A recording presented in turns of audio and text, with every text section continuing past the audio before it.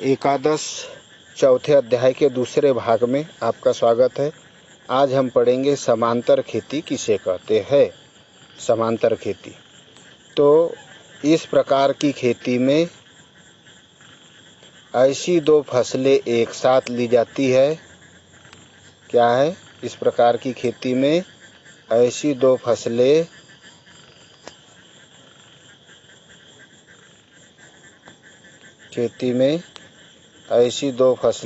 एक साथ ली जाती है।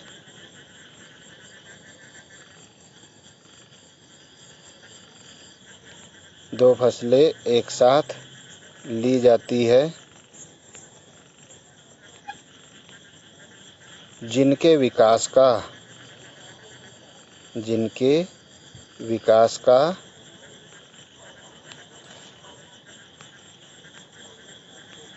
स्वभाव पृथक पृथक होता है।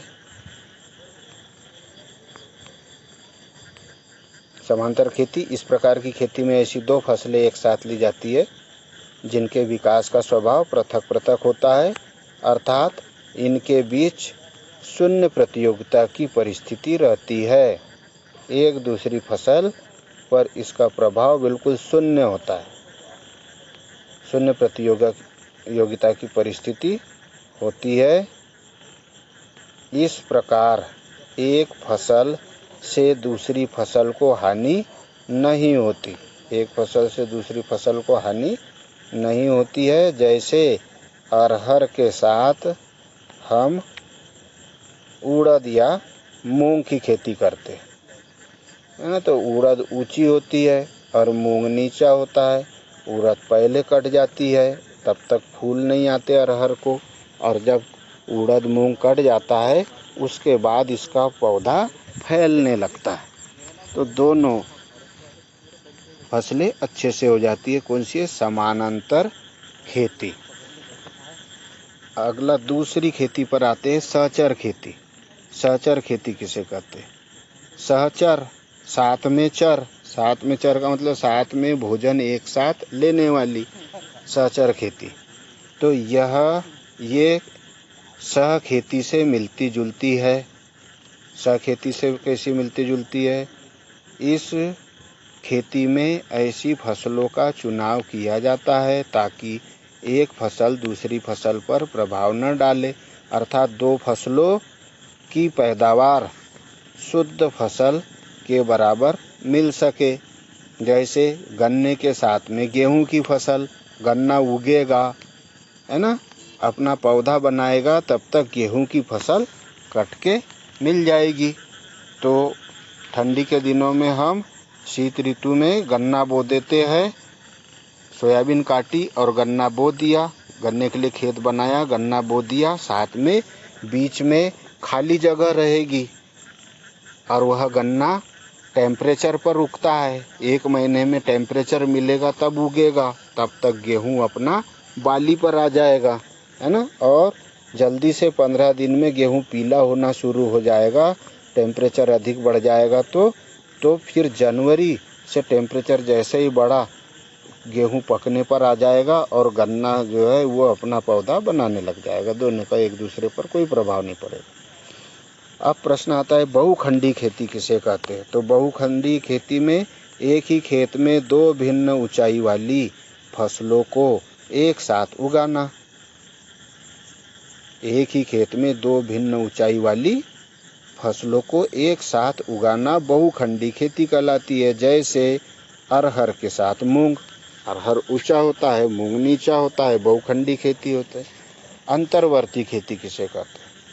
किसी खेत में एक ही साथ दो या दो से अधिक फसलों को निश्चित क्यारी बनाकर इस प्रकार उगाना जिससे किसी एक फसल की दो क्यारियों के बीच दूसरी फसल की क्यारी हो। किसी एक फसल की दो क्यारी, जैसे हम मूंगफली बोते हैं तो मूंगफली के दो पाटे के बीच में मक्का का एक पाटा लगा दिया। किसी दो क्यारियों के बीच दूसरी फसल की क्यारी हो, अंतर्वर्ती फसल कहते। इसमें यह भी ध्यान रखना आवश्यक होता है कि इन फसलों का एक दूसरे पर बुरा प्रभाव न पड़े, अंतर्वर्ती खेती कहलाएगी। अब चलते हैं अगले प्रश्न पर। तो अगला प्रश्न आता है, खेती के प्रकार लिखिए। खेती कितने प्रकार की होती है? तो खेती कई प्रकार की होती है। तो इसमें प्रमुख प्रकार इस प्रकार है, टाइप्स ऑफ फार्मिंग। तो पहला है विशिष्ट खेती। विशिष्ट खेती नगद पैसा लेने के लिए जो खेती की जाती है उसको विशिष्ट खेती कहते हैं। स्पेशलाइज्ड केवल स्पेशल उसी कार्य के लिए खेती करना, जैसे हल्दी उगाने के लिए, मिर्ची उगाने के लिए, गन्ना बाड़ी उगाने के लिए, आलू उगाने के लिए, विशिष्ट खेती। दूसरा आता है मिश्रित खेती, मिक्स्ड खेती करना। तो मिक्स्ड खेती जैसे गोभी, पत्ता गोभी लगाई हमने, उसके साथ साथ उसके बीच में मिर्ची लगा दी, तो जब पत्ता गोभी टूट के अलग हो जाएगी तब मिर्ची के पौधे हमें उत्पादन देना शुरू कर देंगे, मिश्रित खेती। तीसरा आता है शुष्क खेती, ड्राई फार्मिंग। जहाँ पर भी पानी की कमी हो ऐसी जगह पर ऐसी फसलों का चुनाव करते हैं जो कम पानी प्राप्त करे, समय का विशेष ध्यान रखते हैं, कम पानी ले, ऐसी खेती करना शुष्क खेती कहलाए। फिर है सामान्य खेती, डाइवर्सिफाइड फार्मिंग जिसको कहते हैं, चौथा नंबर डाइवर्सिफाइड। फिर पांचवा सिंचित खेती, एरीगेटेड फार्मिंग। और फिर छठवा है रेंचिंग खेती। रेंचिंग खेती हमने पिछले चैप्टर में पढ़ी थी। तो इस प्रकार यह हो गए खेती के प्रकार, है ना। आजकल वैज्ञानिक तरीके से खेती की जा रही है। तो देख रहे हैं यह बहिन भी किस प्रकार से खेती में अपना वैज्ञानिक अनुभव लगा रही है। सभी बहिनें परागण की क्रिया में सहयोग कर रही है और एक दूसरे पुष्प परागकणों को एक उचित प्रकार के पुष्प बनाने में उपयोग कर रही है कॉलेज की छात्राएं। तो आजकल महिलाओं का कृषि में बहुत अधिक योगदान हो गया है।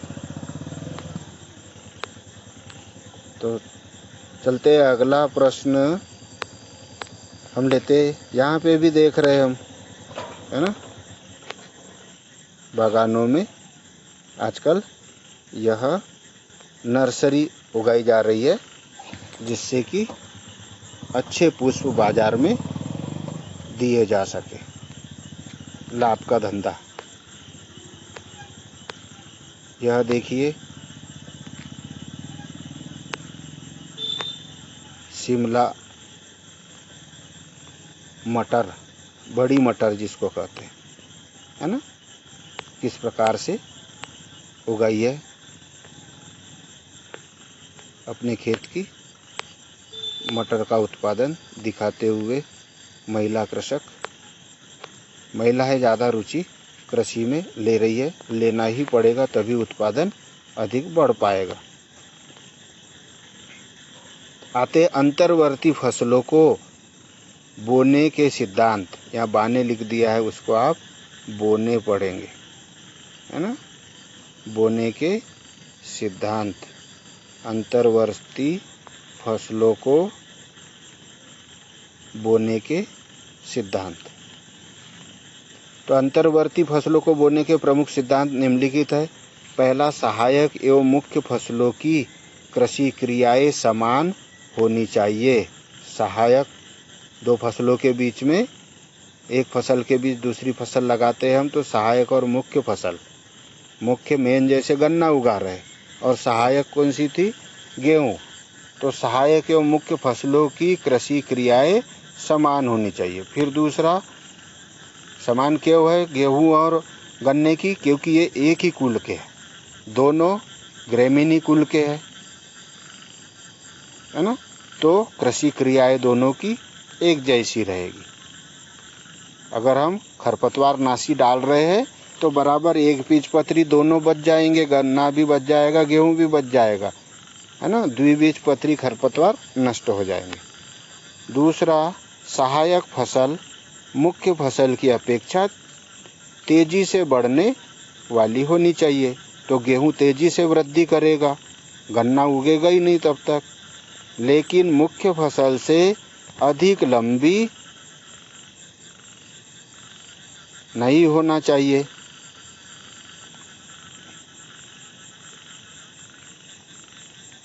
यहाँ लिखेंगे नहीं होना चाहिए।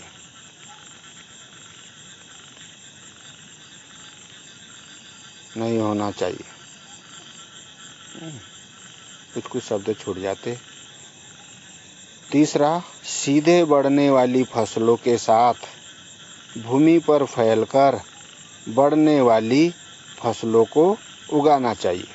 यहाँ गलती हो रही है। गेहूं भी सीधी बढ़ने वाली फसल है और गन्ना भी सीधी बढ़ने फसल, जबकि यह नियम बोल रहा है सीधी बढ़ने वाली फसलों के साथ भूमि पर फैलकर बढ़ने वाली फसलों को लेना चाहिए। बेला वाली फसल ले लो। फिर चौथा है, सहायक मुख्य फसल की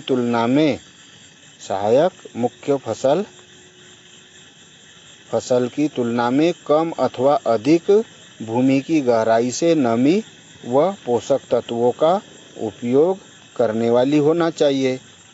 अगर मुख्य फसल गहराई से अगर ले रही है पोषक तत्व, तो दूसरी फसल ऊपर से पोषक तत्व वाली होना चाहिए। पांचवा, सहायक फसल की जड़ें मुख्य फसल की जड़ों के पास नहीं पहुंचानी चाहिए, क्योंकि इससे मुख्य फसल को पोषक तत्व नहीं मिल पाएंगे। लाभ इससे देखते हैं कौन कौन से होते हैं। अंतर्वर्ती फसलों को बोने के सिद्धांत और उससे क्या लाभ है। तो पहला, अंतर्वर्ती खेती अपनाने से शुष्क क्षेत्रों में कृषि जोखिम कम हो जाता है। इतना भी प्रश्न बन सकता है अलग से कि अंतर्वर्ती खेती के लाभ लिखिए।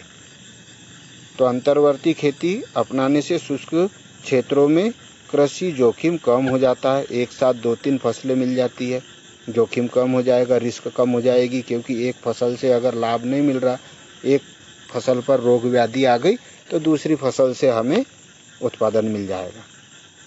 दूसरा, इस खेती द्वारा शुद्ध फसल की तुलना में अधिक उपज प्राप्त होती है, होगी ही, क्योंकि एक साथ 2-3 फसल ले रहे।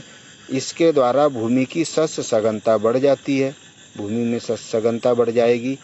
इससे भूमि की नमी वाष्पित नहीं हो पाएगी, जीवांश भी वाष्पित नहीं होंगे, और जितना उर्वरक रहेगा उस उर्वरक का भी समुचित उपयोग होगा। चौथा, इसके द्वारा प्राप्त संसाधनों का समुचित उपयोग हो जाता है। पांचवा, इसके द्वारा कुछ हद तक खरपतवार, कीटों एवं बीमारियों से फसलों को बचाया जा सकता है। तो उम्मीद है आपको यह भाग समझ में आ गया होगा। धन्यवाद।